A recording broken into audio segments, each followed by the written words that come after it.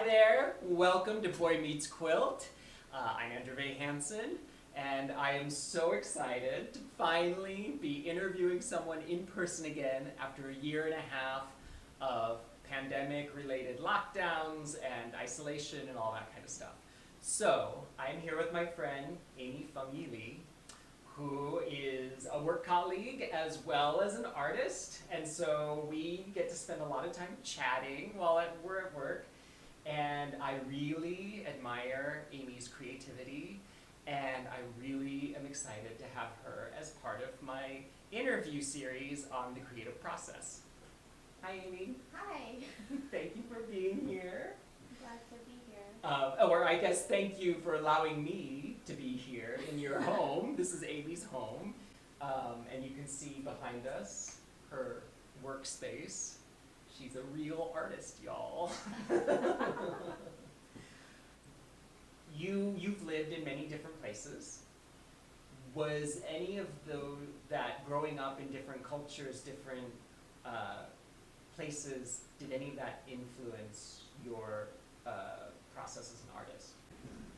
Yeah, absolutely. I think like a big part of my daily and life experience is just navigating different parts of myself. So most concretely, I did grow up in a lot of different places, so culturally, those things come up in how I approach my work. It's usually landscapes that I make. I guess before we get into like that abstract area of creative process, let's get into something more concrete as to just like how, like what kind of artwork do you like to create? What are you drawn to right now? Yeah, usually I work with paper pretty much always. I think of myself as a drawer. Usually always with lines, like line-based, kind of playing with very sensitive sensibility in a way, so kind of very often faint, could be illustrative as well. Okay. And I noticed, so I was on your website last night, and I saw you seem to work in a lot of different mediums. Can you just maybe list off some of the mediums that you like to play around with? Yeah, so drawing, mixed media, some more water-based, less oil paint type, Okay. what people might think of as painting, like so less sculptural heavy stuff. Also, I've spent in the past more time with video, so time-based, which kind of relates to line work for me. It's very, there's a correlation there. That's time-based interesting. work, and that relates to music too. It's all time-based. And I have done sculpture too, but tends to be more quick. So I know that's a lot, but No, that's amazing. I mean, that kind of lends itself into the next series of questions I want to ask about your creative process, because, you know, in what little art history knowledge that I have, it seems like some artists do the same thing right. over and over and over again. But a lot of other artists like to explore and play, and I just question, like, where do you find yourself on that spectrum? Yeah, absolutely. It's more the not the kind of like one medium person. I'm very much moving through things. So in that way, some people might feel like I'm more, I don't want to say spiritually, at all, but it's definitely more, there's a lightness to how I work, for sure. It's less like chisel and hammer, someone who really perfects their, craft is important to me, but yeah, so it's hard to explain, but. You mentioned music, and so I'm just interested, I know you've relatively recently been writing some songs, but has music always been important in your life? Yeah, I grew up playing piano and viola classically, and then I've always liked language, and you know, I always wrote poems, pop music, lyric writing, music. You know, that's a perfect. So even the way I approach music writing, it's has some very like structural kind of approach to it, similar to classical. I remember when I was going to grad school. I was asked like, oh, where is this visual art going? And I said, kind of musically, because visual art can be very kind of rhythmic. So, Oh, yeah. For me, it's clearly connected. But. And were you writing songs in graduate school as well? No. You know, I always with visual art felt like it's the least emotional of the creative forms. So for me, music fills that part of me. That music is the most emotional kind of medium in a way. In my perspective, it's very abstract, and you can really kind of express a lot. It definitely, and also it triggers emotions. I think. I mean, yeah, I totally agree. Just with with one line, you feel it. Right. Right. Do you listen to music when you work? I do. So that's my favorite time to listen to music is making visual art. It's like other times I'm too distracted by the music, but my favorite thing is to make art while listening to music. And what kind of music do you listen to? Does it vary? Is it the same? It varies. Go through phases, but yeah, these days I'm letting myself go into more things that really soothe me. Oh, okay. And then is that directly correlated to the art that you're making? Is the art that you're making also soothing? Or? Well, I guess maybe especially the last year, and just as I get older, I'm more open to what I see as unpopular ideas and visual art maybe being like soothing, sort of like healing, just like the bigger picture. I'm looking kind of like bigger, long-term, like human life stuff. Wow. Just yeah, and I know that sounds intense, but so when I say soothing, yeah, just sort of yeah, I'm always thinking. So that sorry, that's way out there. No, that's good because that's getting us into this way out there idea of creative process, which is so different for everyone. And what does creativity mean, and what does it mean to be a creative person? Which are not questions that I will ask you, but kind of getting more into that, like, do you have any sort of like approaches or rituals or anything that you do while either before or during making work that kind of gets you into that place you need to be? Well, I guess two things come to mind. One is it's kind of the opposite because I'm working at home, so I really need to let myself work, you know, because there's always things, you know, to get done or whatever, that aren't work, creative work. So just like letting myself do it, because I just feel so much better if I am letting myself make my work. So then that brings me to another question. You know, a lot of artists have home space and studio space, especially here in New York, but that's so expensive. So have you ever had that separate space, and what do you prefer? Yeah, I have, and this is like a new time for me where I'm just really melding everything. Like these bowls I make in the kitchen as well, but yeah, so yeah, it's very melded now, and I kind of like that, but it's different. Well, I think that I'm interested in kind of living a more holistic life, so as challenging as it is to let myself work at home, I think I'm interested in that kind of how to make that work. Yeah. What drives you to do this? Right. Yeah. Gosh, that's like a ongoing question since it keeps changing, and it's part of my life. Yeah. Kind of question of how these things all come together, but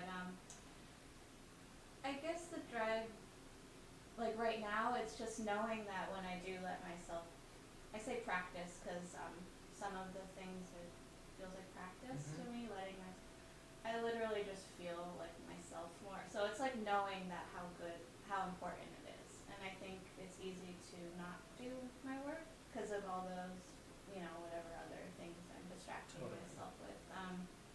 But I think it's just being more in touch with who I am and knowing what I need, which is that I have to do that to feel better. Have you gone for significant periods of time where you haven't created anything? Yeah, it's been really. And how does that, how does that feel during those times? Like, well, it's happened for different reasons. Like, sometimes I've maybe not worked because I've decided, I should, say, focus on other ways of making living, or that could be one thing, or it could be being like, that's not important, right? Because being creative is sort of it's not being. it is not. The society we live in here does not necessarily value creativity in a capitalistic sense. Yeah, unless you're churning out, like, say, paintings that are Right. selling right away, or, that could be one model of creativity, or, right, so it can be easy to fall off of it, and make excuses to not do your work. And so then, when you find that yourself in those spots, and then do you reach a point where, like, what gets you back into making? The most recent example, so like these bowls, usually I'm more like have a focused, I'm usually more focused about what I'm doing, but these, I just kind of fit it into the kind of like in between times, and Speaking of these bowls, let's talk about these bowls. So, what are you working on here? they're bowls. They're very, and I can do it like in between. I could do it at my kitchen sink. They're made from just things in my life over the last year, and it just feels really organic. I'm not trying to make a point. What do you mean by that? They're made from things in your life? Well, like these are old drawings and print. I do a lot of black and white, so this is an egg container. This is a mix of old drawings and prints, and also a brown paper that I buy my drawing paper in. Like they wrap it in that. Like this is the drawing brown paper they wrap my drawing paper in. So yeah, it's parts of. And why are you making these? I'm trying to think less actually, and I'm kind of just trying to. I don't know. It's hard to. It just. So you're not making them. You weren't commissioned to make them. No. And you're not making them because you envision some like big gallery show. No. I'm trying to. Well, I want to see where they go. Yeah. And because they're easy for me to do right now. Because I'm not sure about the end. So you have this drive to create, and this is the result right now. Or is that too simplified? I guess I have less of a final picture, I'm just trying to be more in the moment. Okay. I know that. Speaking of living and being in the moment and holistic, you are also a yoga instructor. And so I'm wondering how you feel, if at all, that has impacted your creative process. Yeah, well, yoga is all about, people approach it differently, but yoga is all about being in tune with yourself, trusting your intuition, listening to your body. Art and music making, it all uses our body, our intuition, our feelings. You really have to, you're the one making it. It's not like being a real estate agent where you follow the books, right? You gotta follow yourself. So I actually feel like those things really actually go together. Yeah. Even though, yeah. Yeah. So when you're providing a class, do you have a routine set, or do you go with the flow? No, Quite literally in yoga. Yeah. The flow of yoga. I do plan a sequence and leave it a little open for what's happening in the moment. And I plan just because I don't want to be totally, I like to be prepared. Yeah. Maybe if I've been doing it longer, maybe I'll improvise more. But, yeah. But the sequence making is very creative, just like. Yeah.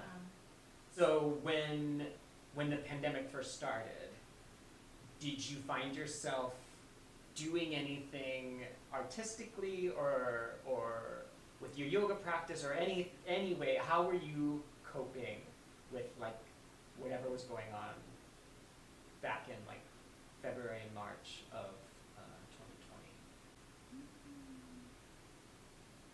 I was actually teaching at the time, was teaching art at the Museum of Chinese in America, which I mentioned to you. I don't know, but Yep. yeah, so we were moving remote at that time. So we were just figuring out how to teach art on a screen. Unfortunately, I can't really recall like exactly what I was. Yeah. I think I was just trying to keep up. I mean, yeah, you bring up a good point. Like I think most of us were just like focused on reacting to what we needed to do to get things, to keep things moving. Yeah. However that may be. Yeah.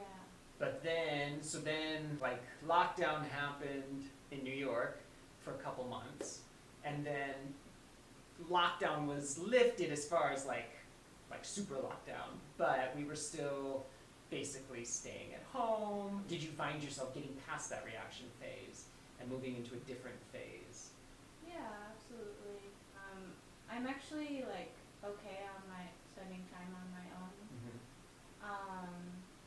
But so yeah, sure, I did move past with everyone. I was just kind of moving with the city around me, and then was adjusted into that. Were you creating any artwork during that time? Say the summer of 2020? I was. I started things that I didn't finish. It was strange. Actually, yeah, I guess specifically I was doing things that felt pretty, they were more like, I'm never really political in my work, but they were just very like, I guess, things that they were more outward or more, and then I kind of didn't finish any of those projects and then went totally like abstract and inward and stuff. So that brings up an interesting point about the creative process in general, about like finishing, not finishing, any sort of feelings of like, was this a waste of my time? And I'm wondering what your take is on something like,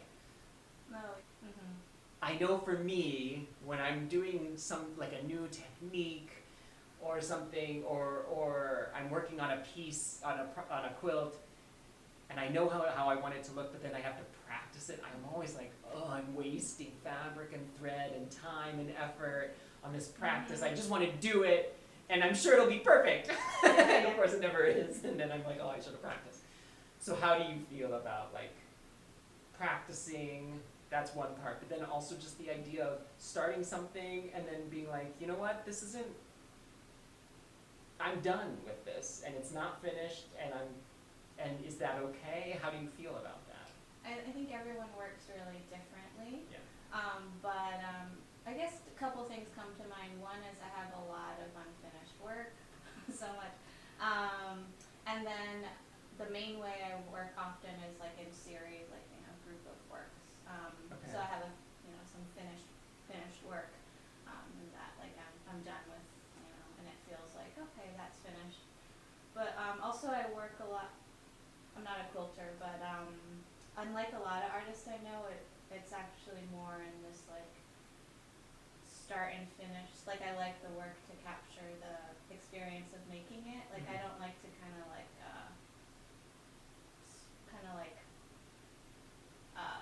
shade away at things forever, or like really like sand something down for a long time. I like to kind of have it capture that's why I like working with lines. So in that way I think of like stitching or quilting, because it's more exposed, so I like to have the process be exposed. Then you you say you have a lot of unfinished work. Is this work that will always be unfinished? Or do you ever come back to something? Yeah, it'll always be unfinished. Yeah. Yeah, I'm not gonna come back to it. I keep a lot of it, and I also get rid of a fair amount. But yeah, I usually know if something is no need to go back to that, and if there's no need to keep working on it. How do you feel about when that happens? I feel, I think it's about accepting myself and my practice, because,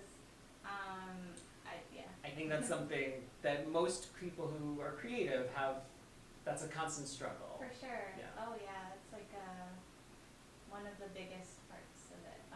Just, I think for me, I'm learning how to, just go with my own flow, and there's a lot of things I'm not gonna finish, and to be okay with that. Yeah. So have you ever found when you're working on something that you're like, this is done?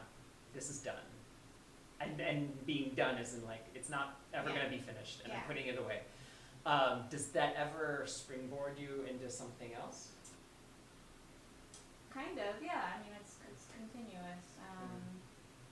I'd say almost most things I do are not things I really feel very, really like that. They're not what I want to make, most of it. So that's all part of it.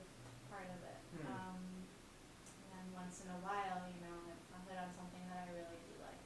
And so I think that's why art making is like, it's part of being, it's like being a human. It's all. That's true. Yes. It's not separate. So. And then I noticed on your website you had some illustrations that have been published with articles in different pieces, and I'm assuming those were commissions. So or like part-time jobs. Okay, so for you, how does it feel to be commissioned to do something versus just doing something on your own? As an artist, do you have the same enjoyment of working on a commissioned piece? It feels different. Yeah. I actually like both a lot, honestly. Oh, yeah. I love making illustrations. Like if I had a part-time job right now as an illustrator, like I've occasionally like kind of ventured a bit into that, but the work of getting those jobs is a little, but I love having that kind of like social container and be like, this is exactly what I want, and then I just execute it. And I love drawing, so that's really fun for me. It feels totally different to make, something that I'm, don't know where it goes later. Right.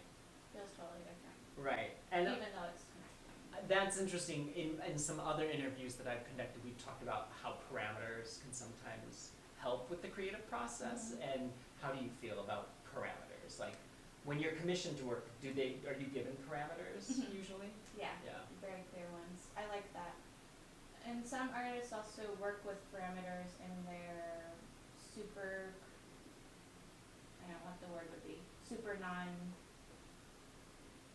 in their own fully decided work. They also you can give yourself parameters.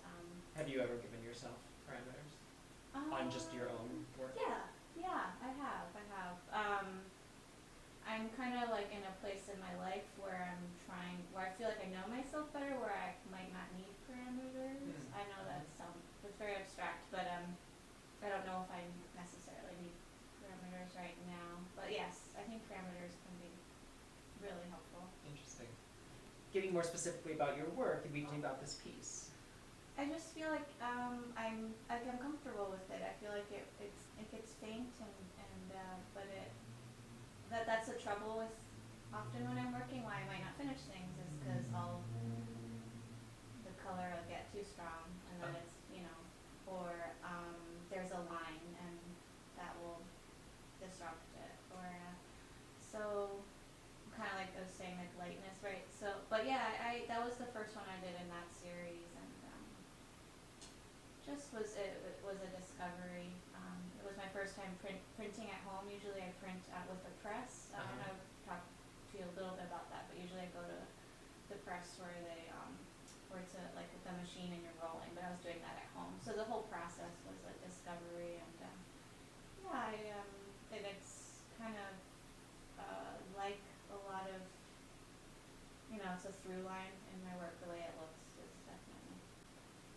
And were you creating it for any specific reason? No, it wasn't like a commission or something. Or a specific reason inside of you? No, it was just the right time for. It was just a combination in terms of visually. It was like printing the lines, the landscape, the color. It's just the time. And did it come out of this desire to try this technique of printing at home rather than using the press? I'm always, it's like something I'm always doing is trying to figure out how to make things. So that's part of why I'm always jumping around mediums. I've never really been comfortable with just the standardized way of making something. I know but yeah, I've always been, gone through so many phases, like scratching paper or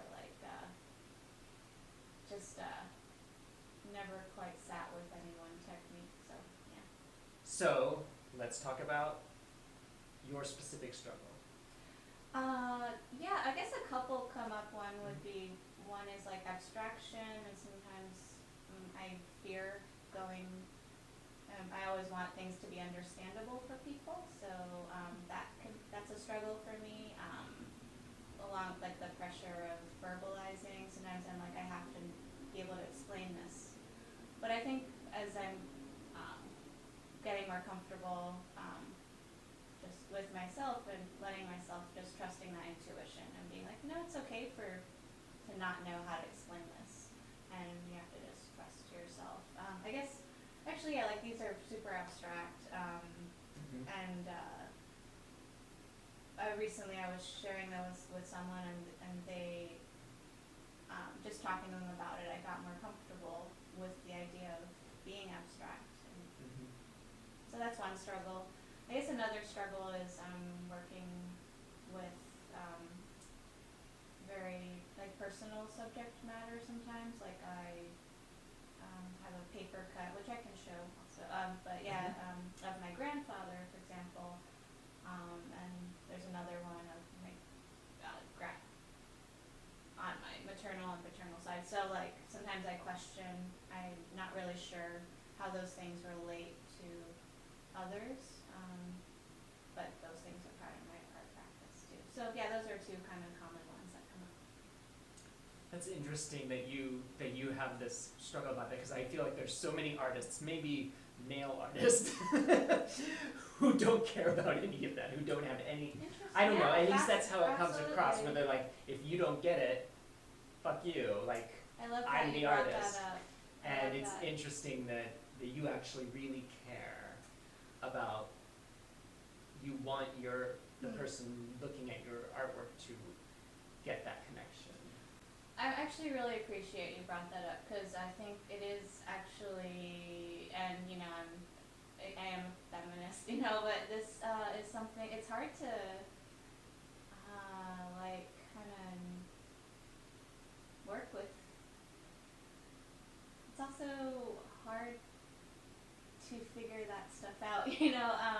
You're absolutely right. I think that as I probably do put more pressure on myself to have to, or to validate something's existence, whereas maybe someone with other experiences might feel okay doing whatever they want, but I might feel and so it's hard to talk about, right? Because there's also there's pressure to be a strong, right, who doesn't deal with those things. But no, of course I deal with what I deal with. Yeah. But that's why I'm making the bowls, because I don't know what they are, and I think that's kind of empowering for myself.